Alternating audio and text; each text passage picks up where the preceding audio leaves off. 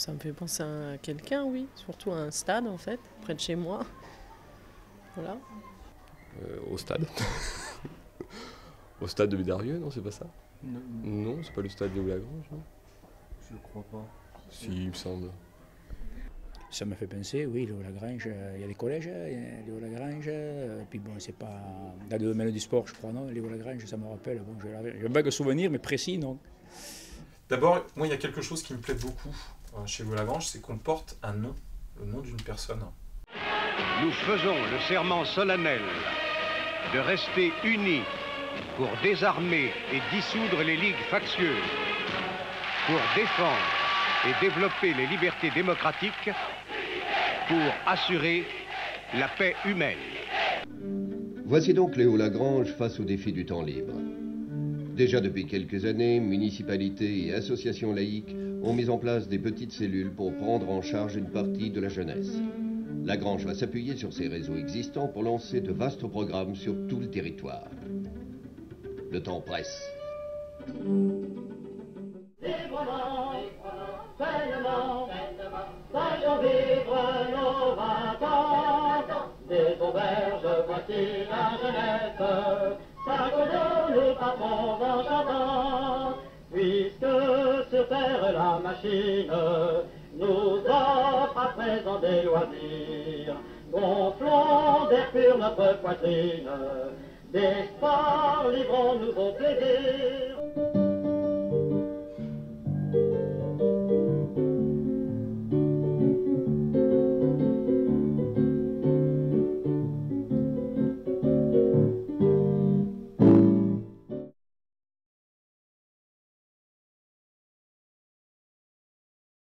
Lorsque je deviens, quelques années plus tard, secrétaire national des jeunesses socialistes, je me rends bien compte que les jeunesses socialistes, où j'ai remonté le mouvement des jeunesses socialistes, j'ai bien vu que ça ne pouvait pas être un mouvement de masse. C'était une sorte d'élite parmi la jeunesse de ceux qui étaient intéressés par la politique et voulaient adhérer à un parti et n'étaient pas très nombreux. Par conséquent, je me dis, mais ce n'est pas suffisant, quoi. On ne peut pas seulement avoir ce contact avec une espèce d'élite de la jeunesse. Il faut essayer de créer un mouvement de masse, lancer de grandes idées vis-à-vis de la jeunesse. Et j'ai pensé à Léo Lagrange, à ce qu'il avait fait en 1936. Et donc, j'ai créé avec des camarades de mon âge et avec le député du Tarn, qui avait été proviseur dans sa vie professionnelle, Maurice Dexon, la Fédération nationale Léo Lagrange. Voilà. Le début de cette fédération Léo Lagrange correspond à une période qui était une période où finalement les misères de la guerre, la tragédie à répétition pendant des années avaient finalement provoqué une espèce de mouvement vers des vies plus heureuses, vers davantage de bonheur. Et c'est ainsi qu'on peut expliquer le rayonnement de la Fédération Léo Lagrange et son départ et son développement qui a été instantané et qui a été très important. Et par conséquent, cette philosophie joyeuse, optimiste, etc., du bonheur, qui se traduisait aussi dans les activités de l'éducation populaire, ben, c'était la nôtre. Et ça a eu beaucoup de succès auprès des jeunes. D'ailleurs, ça correspondait alors tout à fait à l'action de Léo Lagrange lorsqu'il était ministre de la Jeunesse et des Sports. Aux jeunes, il ne faut pas tracer un seul chemin, il faut ouvrir toutes les routes. Et donc de favoriser l'épanouissement de chacun et de tous, quoi. Donc, c'était en quelque sorte des valeurs d'optimisme, des valeurs de solidarité, de générosité. Enfin, l'idée de la fédération, c'était de se dire que c'était le trépied, quoi. C'est-à-dire, c'était les politiques, les syndicalistes et les associatifs, et c'était l'idée qu'un petit peu à la mode anglaise, associatifs, syndicalistes et politiques devaient travailler ensemble. Et par conséquent, c'est la raison pour laquelle on a fait référence au socialisme dans la déclaration de principe de la fédération, quoi. C'était dans cet esprit-là que la fédération souhaitait et souhaite toujours travailler. La différence fondamentale c'est que quand la fédération s'est créée, il y avait 10 permanents et des milliers de bénévoles, tous les clubs étaient animés par des bénévoles, et que maintenant, bon, dans la plupart des secteurs où la fédération intervient, ce sont soit des vacataires, soit des professionnels qui forment l'armature de la fédération, avec encore énormément de bénévoles qui travaillent dans les instances et dans les clubs, mais c'est plus du tout la même démarche, quoi. C'est-à-dire que la fédération s'est fortement professionnalisée. Je crois que ce qui la caractérise, c'est le fait que les gens qui se rassemblent sur une idéologie et non pas sur une pratique. C'est-à-dire que beaucoup de grandes associations, ce que je dis n'est pas vrai pour la Ligue de l'enseignement, mais beaucoup d'autres grandes associations, les gens se réunissent sur une pratique. Ils font du cinéma, du théâtre, des colonies de vacances, enfin, ils sont dans un secteur d'activité. La fédération, dès l'origine, a regroupé des gens qui idéologiquement partageaient la déclaration de principe, ce qui est encore le cas aujourd'hui, et qui donc se rassemblent quel que soit leur type d'activité. Donc je pense même que ça demeure tout à fait la réalité d'aujourd'hui. Les grands débats de la fédération portent beaucoup plus sur des thèmes disons, idéologiques de la société, beaucoup plus que sur des thèmes de pratique, d'une technique ou d'une autre.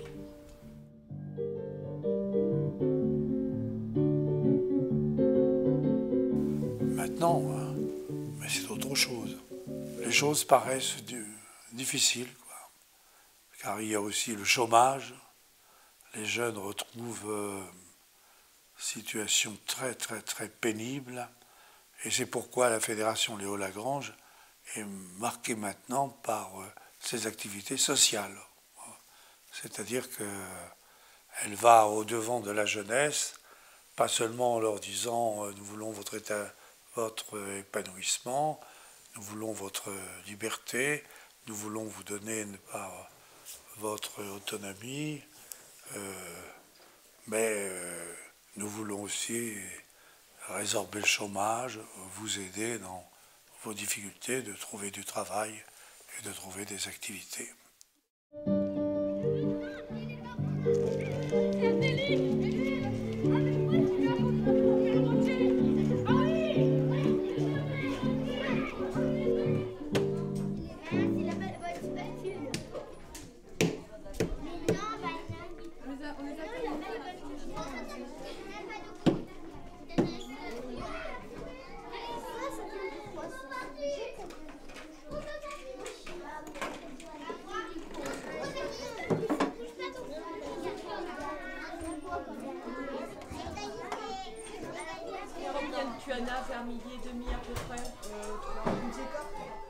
Alors, être directrice du service enfance de la ville de Tournefeuille, c'est gérer d'abord un marché public, puisqu'on fonctionne sur ce mode-là entre la Fédération Léo Lagrange et la ville de Tournefeuille. Il y a environ 2800 enfants scolarisés, dont au quotidien sur la totalité des 13 accueils de loisirs associés à l'école, on accueille aux environs en moyenne, bien sûr, 2200 enfants tous les jours.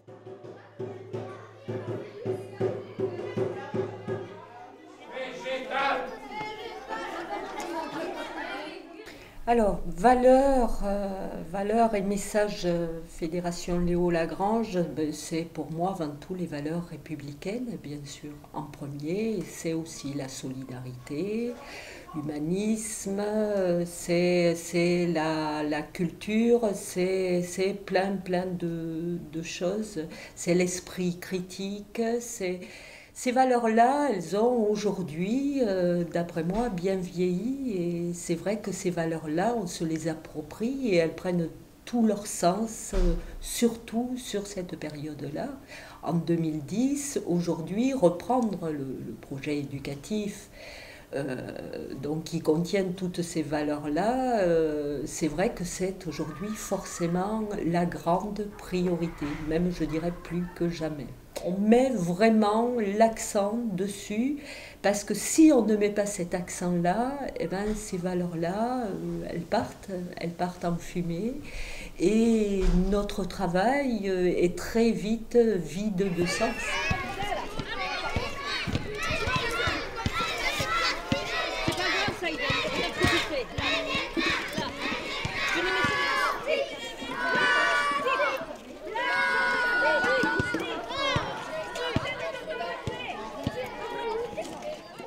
la nature de l'engagement, d'après moi, a profondément changé.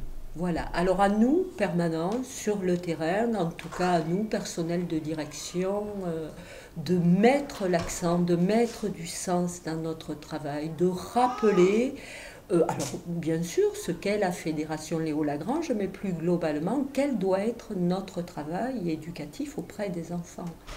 Aujourd'hui, c'est totalement essentiel.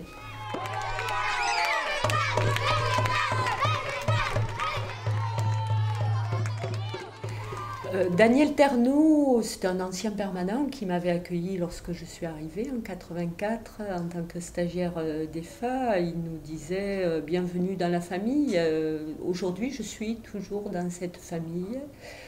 C'est une famille qui se porte plutôt bien, au vu un petit peu des problématiques qu'on peut vivre dans notre société. J'ai toujours l'impression qu'en tout cas c'est un mouvement qui réfléchit, qui va de l'avant, qui conserve cette volonté toujours d'amener un sens critique chez les personnes et toujours cette volonté de mettre de la qualité dans notre travail. Dont le mot de la fin, c'est longue vie et longue durée à la Fédération Léo Lagrange.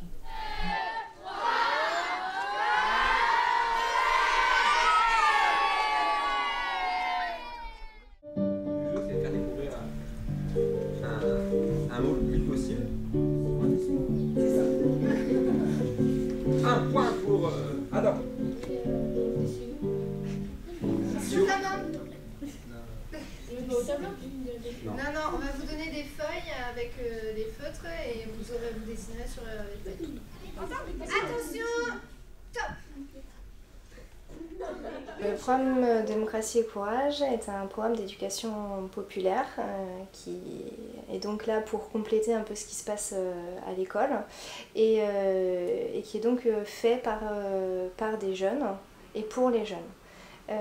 Le but de ce programme, c'est de discuter autour de thématiques qui nous semblent importantes avec des plus jeunes. Et donc voilà, on ne vient pas pour leur faire la morale, pour leur dire faut penser comme ça, mais pour discuter autour de sujets importants. Donc la première journée, parce qu'on a plusieurs journées, la première journée, la première thématique, donc elle s'appelle Préjugés quand tu nous tiens et tourne autour du racisme et on y explique ce qu'est un stéréotype, un préjugé, et tout ça de façon très ludique, de façon à ce que les élèves ne soient pas dans un cadre scolaire. Donc on sort un peu de ça, on fait des jeux et on discute après sur ces jeux, sur leurs ressentis, sur eux, comment ils ont vécu ça. Et en général, ça fonctionne très bien. La parole est beaucoup plus libérée et ils comprennent certaines choses. Et voilà. Et puis, deux points ou une flèche qui donnent une définition, donc on peut mettre ça. Essayez. Allez-y, scotchez enfin, collez au tableau et puis si ça marche pas, on changera.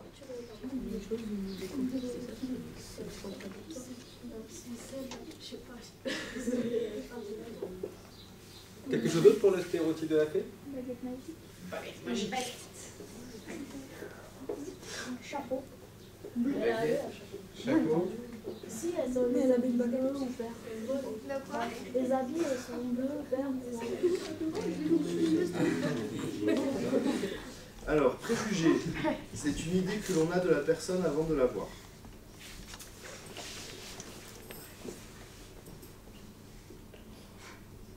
Moi, c'est une idée que l'on a quand on se fait juger. Alors moi j'ai préjugé, c'est d'être jugé selon l'apparence. C'est d'avoir un jugement général. Juger, je crois que ça c'est la notion de jugement. Et pré, c'est veut dire quoi? Avoir. Voilà. Ben, je crois que avec ça, plus ça, je pense que vous avez... souvent on entend que dans la rue aussi, il y a des gens qui disent on entend les Arabes, on leur fait pas confiance parce que c'est ceux qui font les attentats. Okay. Pour moi, l'éducation populaire, c'est une autre forme d'éducation que l'éducation parentale ou l'éducation nationale. C'est le plus qui fait qu'on se construit dans la vie. Et je pense que c'est ce genre de mouvements qui font qu'on grandit, qu'on on a envie de s'engager, qu'on a envie de faire partager ça.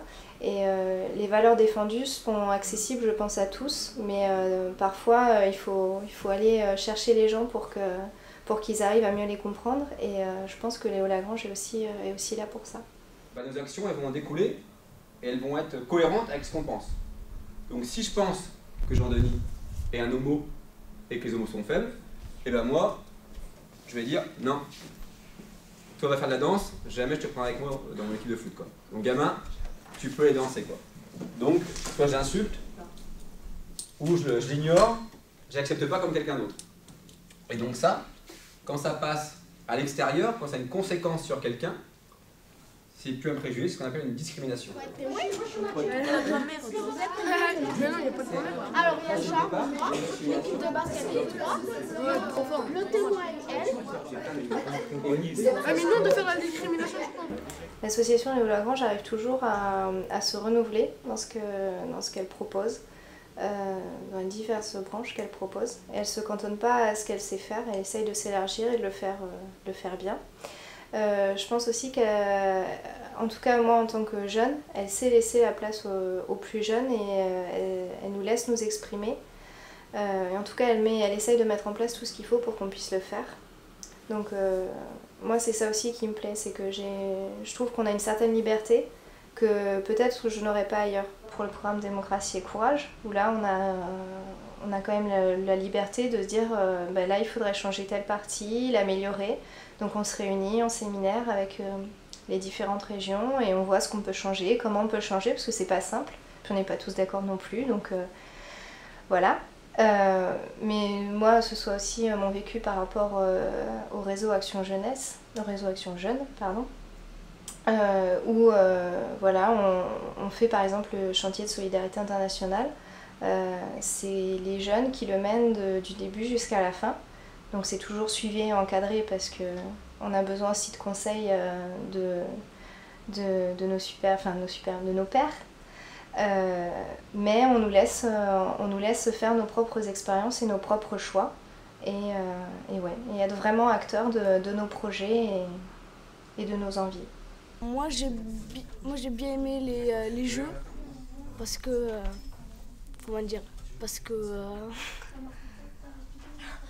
c'est des jeux, donc on s'amuse et puis on s'amuse en apprenant des choses, donc c'est plus facile.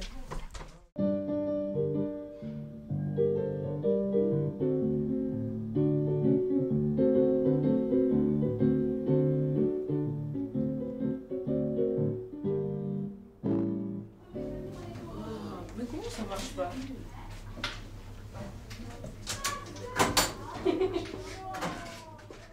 Donc ici, c'est un lieu qui a été, qu'on a depuis 10 ans maintenant.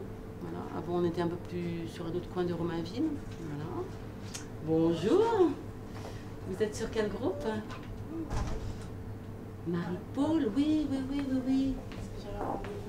Ouais, premier étage à l'atelier. Sur le site de Romainville où je suis coordinatrice, on accueille les personnes à partir de 16 ans.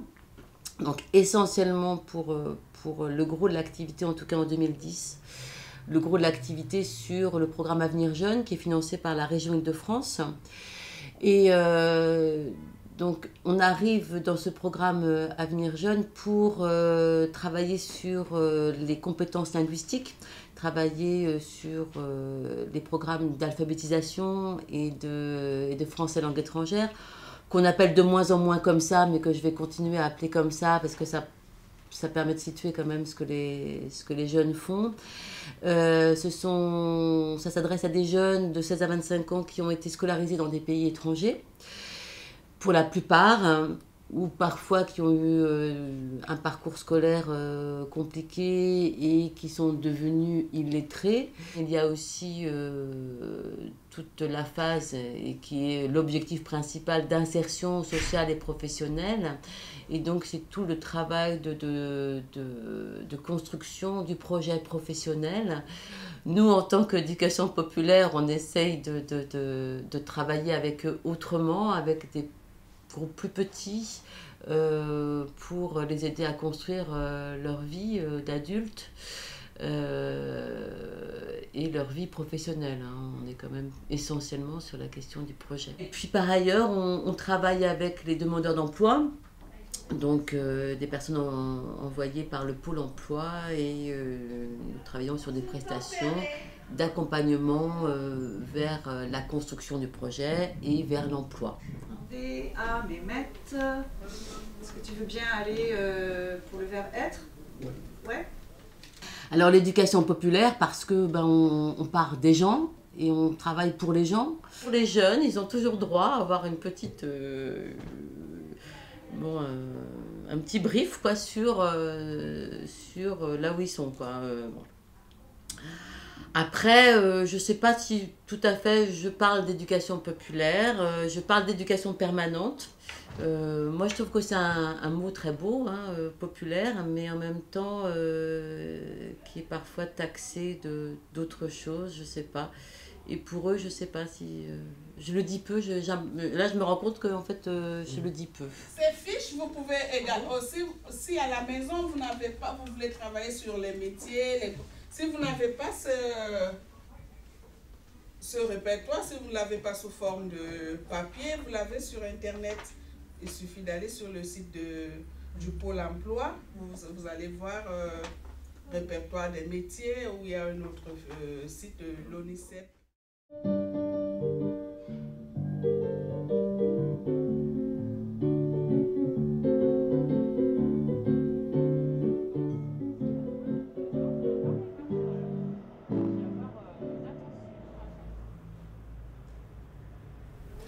Alors l'éclectique est une mission d'accompagnement d'initiative de jeunes âgés de 16 à 25 ans sur le quartier nord de Nantes. Cette mission est conventionnée avec la ville de Nantes sur 3 axes principaux. L'ouverture sociale, le décloisonnement territorial, le développement des compétences artistiques et culturelles chez les jeunes, et puis tout ce qui va concerner les domaines de l'accès au logement, de l'accès à l'emploi, de l'accès à l'information. En sachant que sur l'accès au logement et à l'emploi, il y a aussi une mission locale, une maison de l'emploi, donc on n'a pas vocation à se substituer, mais être un relais, une orientation vis-à-vis d'autres dispositifs. Ça fait un peu plus de 3 ans et demi qu'on est présent sur Nantes Nord, depuis septembre 2006. Là où je suis content, c'est une équipe qui est relativement stable, qui partage un peu les mêmes valeurs, enfin même pas qu'un peu, beaucoup. On peut être assez virulent parfois, on a envie de défendre un certain nombre de choses sur l'éducation populaire, le fait que c'est important de valoriser les compétences, les capacités des gens, et notamment des jeunes, et de les valoriser. Il me dirait oui, ça veut dire qu'il n'est pas super. Quand je te dis logo, il faudrait soit un paysage là, tu vois, de cette dimension-là, et on est marqué la DCG. L'idée c'est que la bannière à un moment aussi, là elle est super neutre. Pour moi l'éducation populaire c'est véritablement d'arriver à faire se rencontrer, se croiser l'ensemble de ces voilà, des classes, des habitants, des gens, pour qu'ils puissent ensemble développer un certain nombre d'actions. C'est ce qu'on essaye de favoriser au travers de l'accompagnement de projets.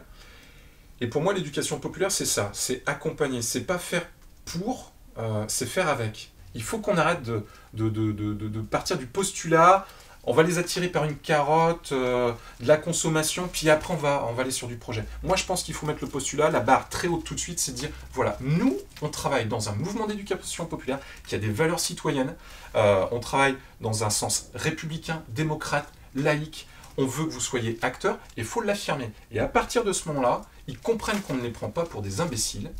Alors après, ils font le choix de se mettre en projet, ou d'être acteurs, de s'engager, ou pas, mais ça c'est leur choix. Enfin, ça remonte quand même au Front populaire, quoi, enfin, tu vois. Et du coup, Léo Lagrange, lui, quand on lit ses textes, quand on voit un petit peu ce qu'il a pensé sur la nécessité d'offrir la possibilité aux gens de partir en vacances, c'était pas simplement pour partir en bord de mer. Lui, son objectif, c'était quand même la rencontre entre les gens. S'il y aurait une possibilité d'éventuellement rencontrer des artistes guadeloupéens, ouais, de participer à des ateliers d'écriture. J'ai pas trouvé grand chose. Valérie m'a donné un truc tout à l'heure, mais... Bien-être et esthétique, parce que ça correspond un peu à tes passions. Ouais, un projet, une passion et un projet qui va aboutir à un projet plus tard. Ouais. Un projet de... professionnel. Ouais. Donc c'est bien de s'inspirer un peu de tout ce qui est bien-être esthétique des pays étrangers. Pour moi, les valeurs de Léo Lagrange, ça reste quand même celles du personnage qui s'est transmise à l'époque à des jeunes militants au tournant des années 50-60, et puis qui depuis 60 ans voilà, se diffuse, s'adapte aussi à la vie, et puis finalement on voit bien qu'on revient aujourd'hui très fortement à cette question de l'accompagnement, être avec les gens, ne pas faire pour, valoriser les compétences de chacun. C'est ça qui m'intéresse chez Léo Lagrange, véritablement, aujourd'hui. Alors maintenant, il faudrait retrouver cet esprit créateur, quoi. Et puis des conditions qui n'appartiennent pas seulement aux jeunes, mais à l'ensemble du pays, à l'ensemble de la nation, c'est-à-dire des politiques plus audacieuses, plus sociales, tournées, je le répète, vers le bonheur. Ça apparaît un peu utopique, quoi, de dire une politique du bonheur.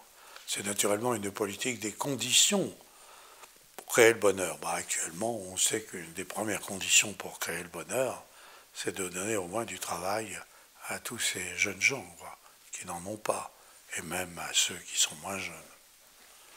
Donc, on est toujours avec Léo Lagrange dans le renouvellement souhaitable, indispensable, et qui tarde à se manifester.